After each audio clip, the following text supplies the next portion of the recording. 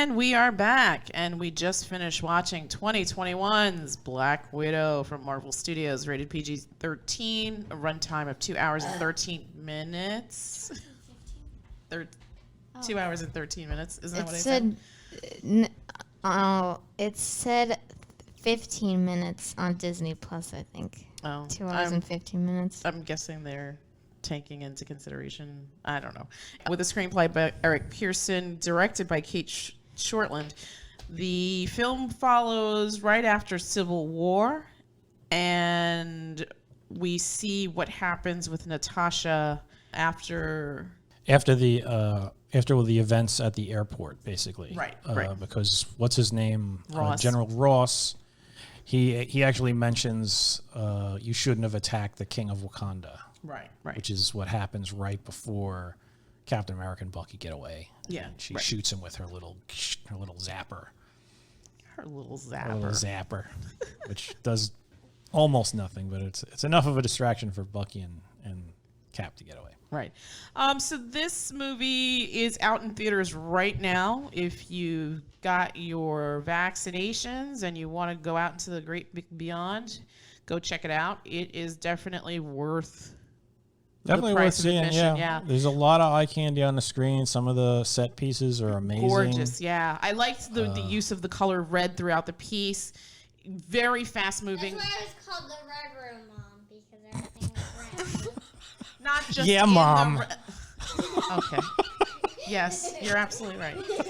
But not just in the red room, but just throughout the movie itself. There's elements of red, whether it's the gas or just different little side items.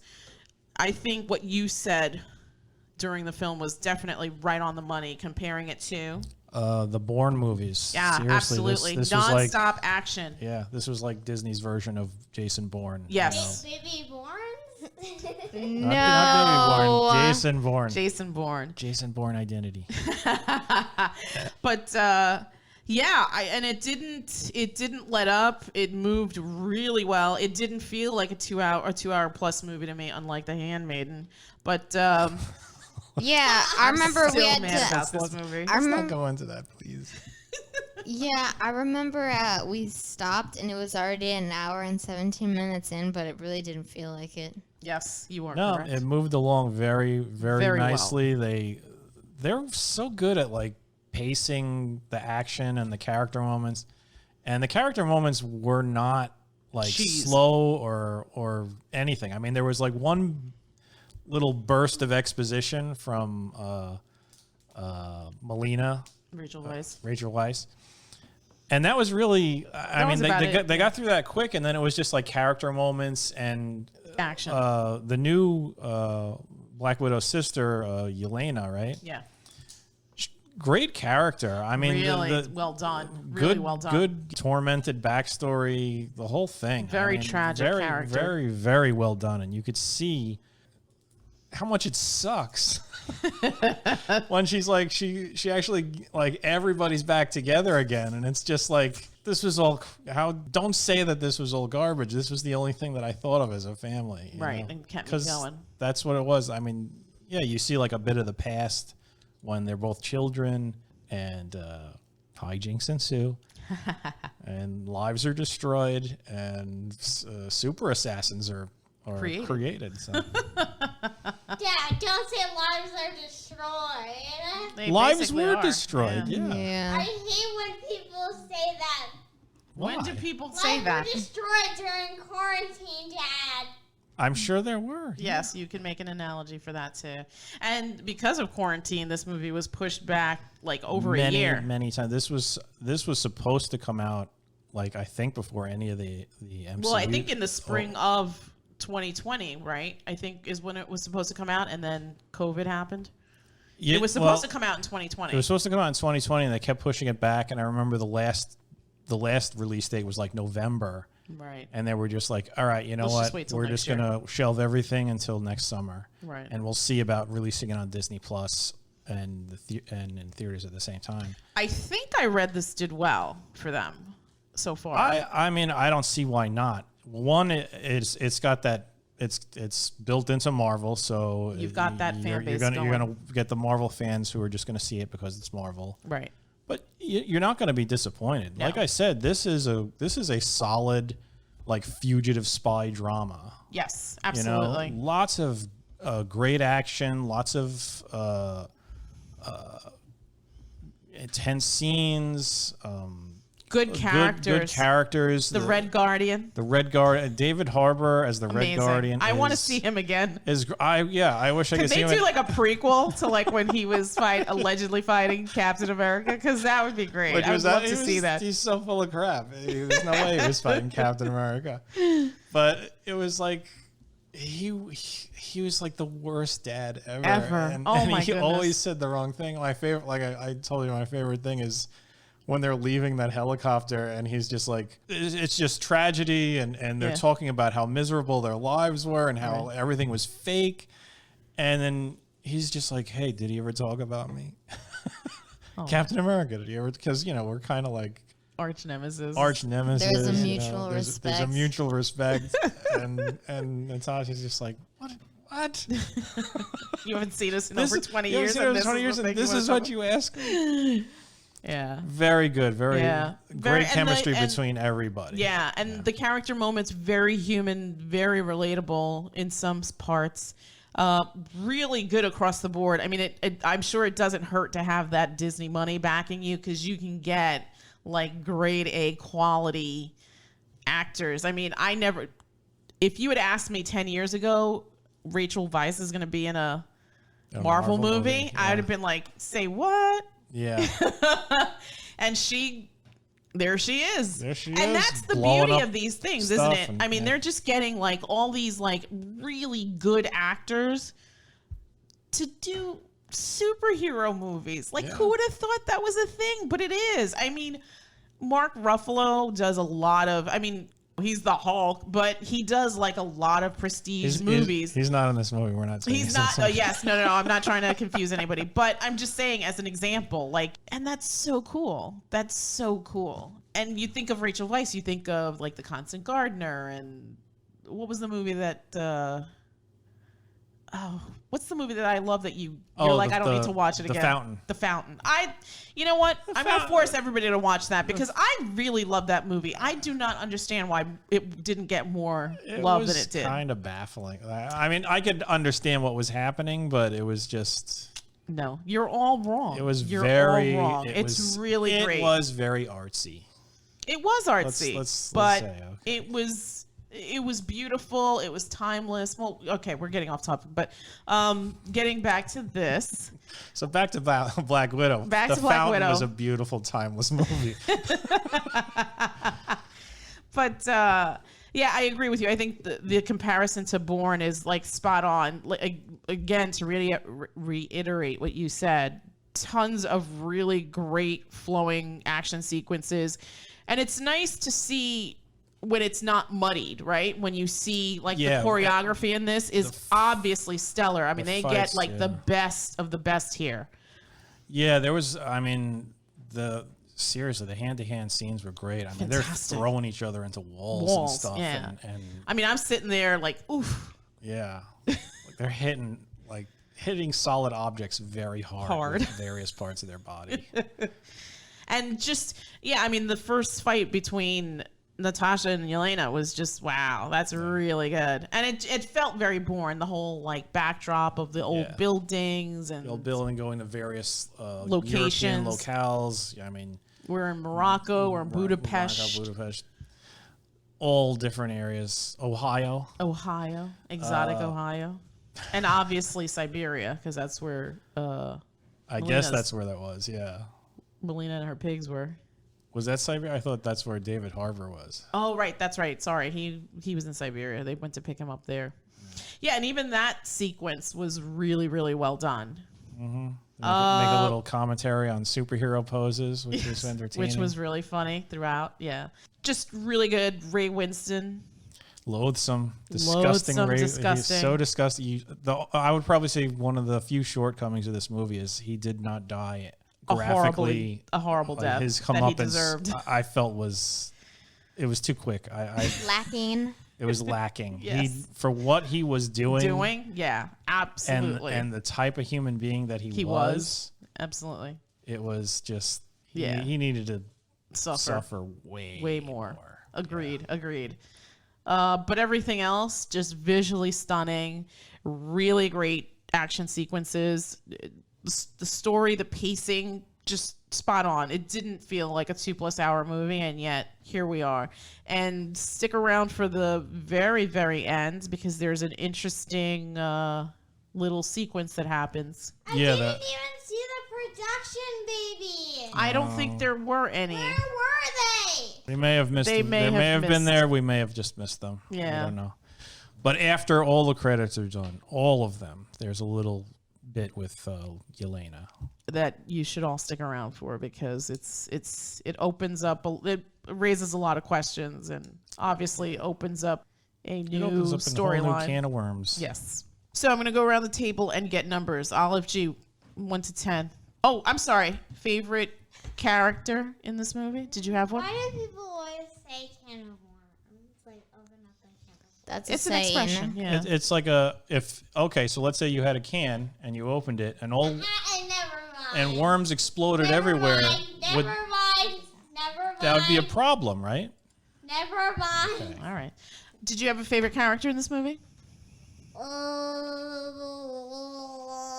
It was obviously one of the girls. Which one? Natasha or Yelena?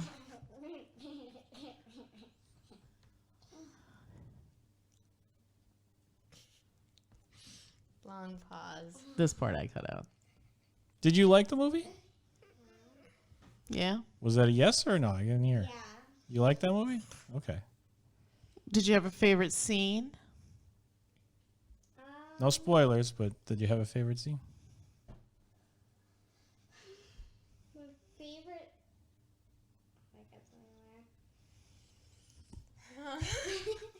Okay. This is what brings in the ratings. Yeah. Hurry up so that you can move on to the next thing. Gee, did you have a favorite character in this film? Natasha. Yeah, why'd you like her? Because she could fight. Yeah. Did you have a favorite scene? All the action sequences. All the action sequences is correct. What about you, Olive G? Did you have a favorite? Daddy. I thought everybody did a fantastic job. I thought David Harbour, he had a real standout performance. Really stand out. Just oblivious. Sure. Yeah.